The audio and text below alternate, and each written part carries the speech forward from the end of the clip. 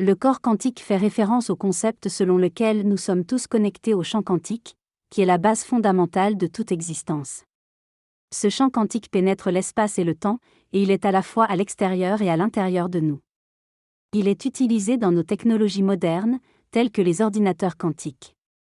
Le champ quantique est un objet mathématique et il crée des particules virtuelles qui forment notre univers physique lorsqu'on les mesure. La question de savoir si le champ quantique est subjectif ou objectif divise la communauté scientifique, mais certains physiciens pensent que la conscience est fondamentale dans l'univers.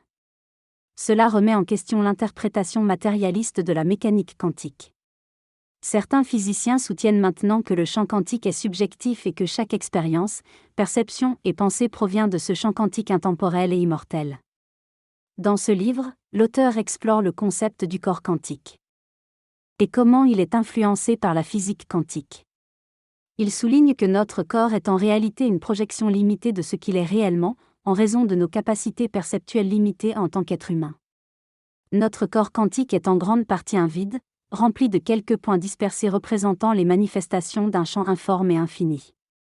L'auteur explique également la façon dont nous pouvons influencer notre corps quantique pour changer la trajectoire de notre santé et notre bien-être.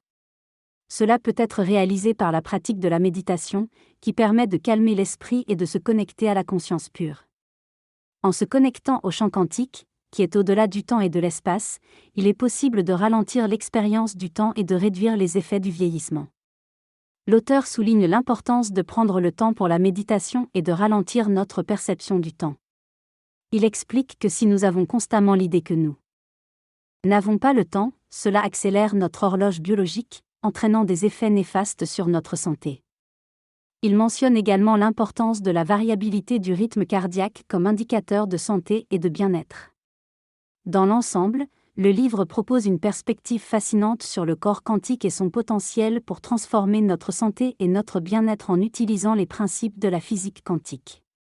Il met l'accent sur l'importance de la méditation et du ralentissement de notre perception du temps pour accéder à un état de conscience plus élevé et favoriser une meilleure santé et un bien-être global.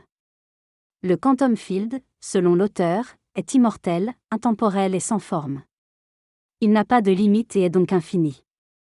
Il est comparé au corps spirituel ou âme qui est également immortel.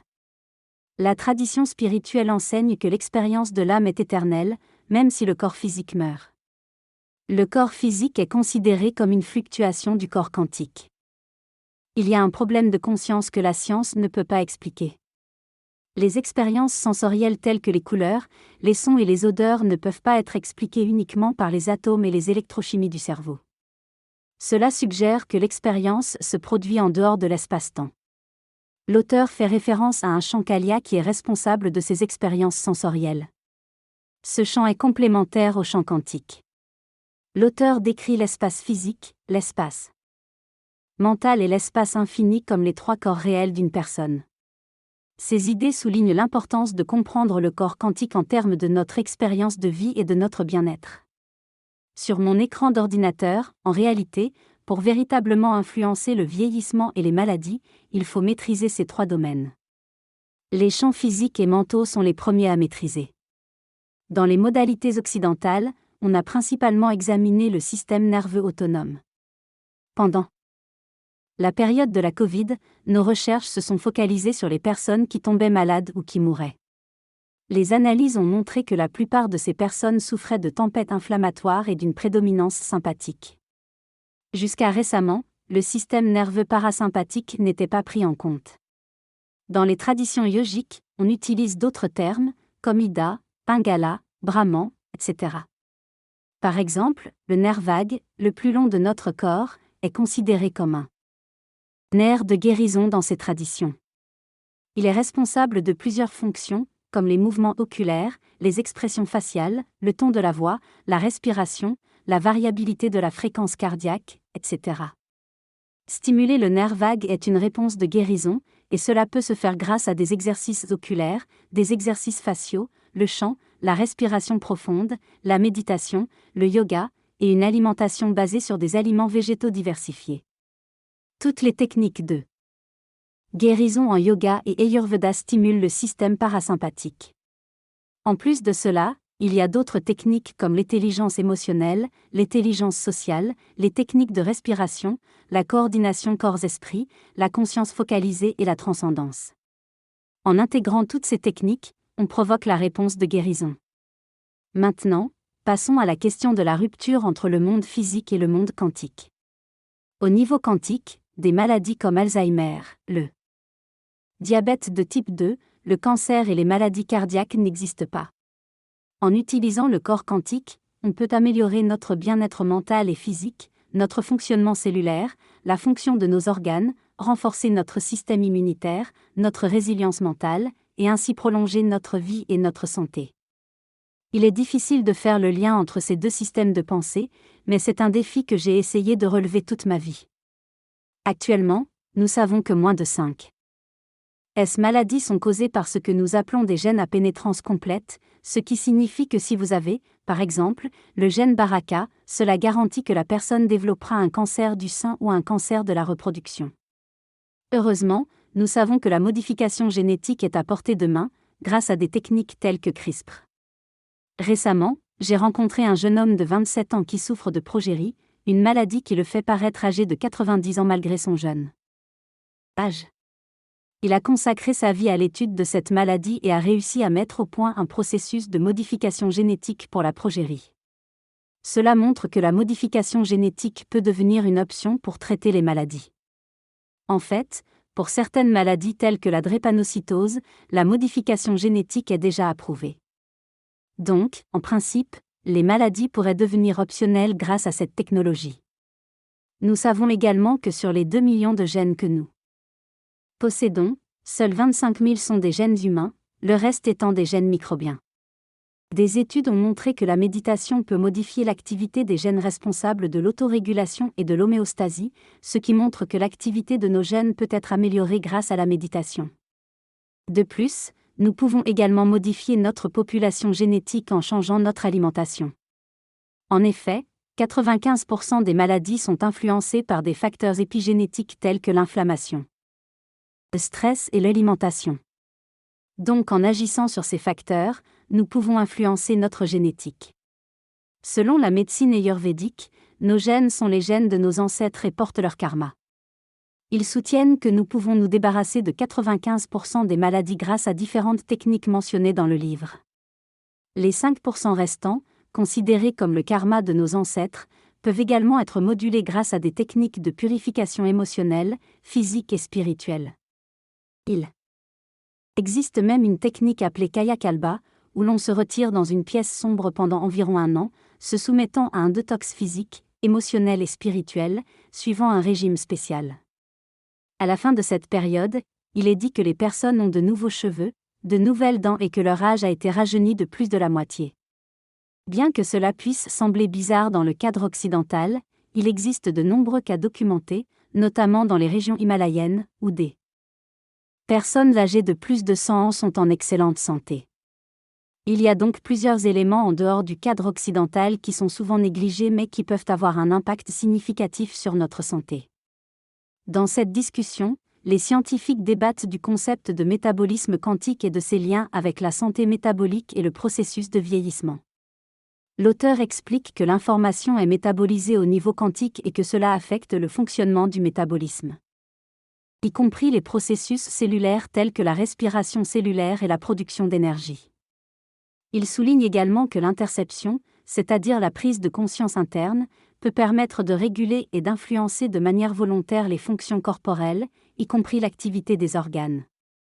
En pratiquant la méditation et en se concentrant sur certaines parties du corps, on peut générer une réponse de guérison et maintenir l'homéostasie corporelle, qui est essentielle pour la santé.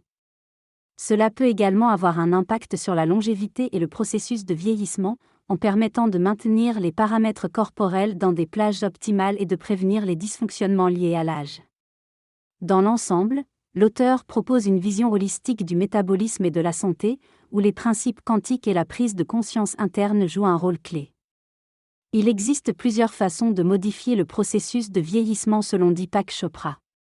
La première consiste à changer notre perception du corps en le considérant comme un champ de conscience plutôt qu'un objet physique. Notre biologie varie d'un état de conscience à un autre, ce qui implique que notre corps n'est pas fixe. La deuxième consiste à remettre en question les idées préconçues sur le vieillissement induites par la société. Il est possible de conserver la vitalité de la jeunesse tout en bénéficiant de l'expérience acquise. La troisième consiste à changer notre perception du temps. N. Chopra, cette dernière est souvent négligée dans les recherches sur le vieillissement.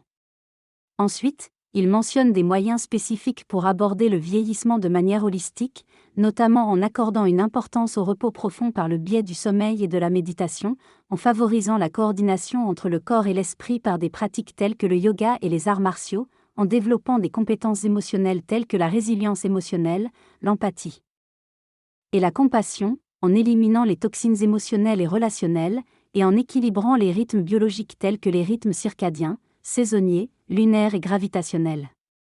Selon lui, une harmonie parfaite entre ces différents aspects permettrait d'atteindre un état de bien-être global et de retarder le processus de vieillissement. La notion d'entropie est centrale dans la perspective de vieillissement. Le temps qui passe est également associé à l'entropie. Les rythmes biologiques jouent un rôle essentiel dans l'équilibre de notre corps, et des activités simples comme marcher pieds nus sur la plage, dans l'herbe ou passer du temps dans la nature peuvent contribuer à cet équilibre. L'idée est de synchroniser notre corps avec les rythmes cosmiques pour réduire l'entropie et vieillir moins rapidement. Mais la démarche ne s'arrête pas là. Il est également essentiel de cultiver un esprit jeune, de vivre l'esthétique de la jeunesse et d'entrer en contact avec ce qui est intemporel en nous-mêmes. Dans son livre, l'auteur présente des études de cas qui démontrent la mise en pratique des principes quantiques pour la santé et le bien-être du corps humain. Parmi ces cas, il mentionne celui qui l'a initialement inspiré, lorsqu'il a donné des informations erronées à une personne en lisant incorrectement son bilan de santé. Cela l'a poussé à changer de perspective et à considérer l'importance de l'information plutôt que de la matière et de l'énergie. En termes pratiques, l'auteur recommande de se concentrer sur 4 intentions chaque jour: un corps joyeux et énergique, un cœur aimant et compatissant, un esprit calme et créatif, et une légèreté d'être. Il insiste également sur l'importance de reconnaître notre véritable identité qui n'est pas limitée à notre identité égo, mais plutôt à notre esprit quantique ou spirituel. Les expériences de réalité virtuelle, RV, peuvent également fournir des expériences similaires à celles obtenues avec les psychédéliques, offrant ainsi une alternative à ceux qui n'ont pas le temps de méditer. En résumé, l'auteur propose une approche globale intégrant les principes quantiques dans notre vie quotidienne pour améliorer notre bien-être physique, émotionnel et spirituel, et pour lutter contre l'entropie et le vieillissement. Dans cette discussion, il est question de la biologie quantique et de l'exploration des différentes parties du cerveau lors de nos interactions avec les autres. L'importance de la conscience de soi et de l'identité est également soulignée, ainsi que le lien entre la biologie et la physique dans le domaine de la guérison.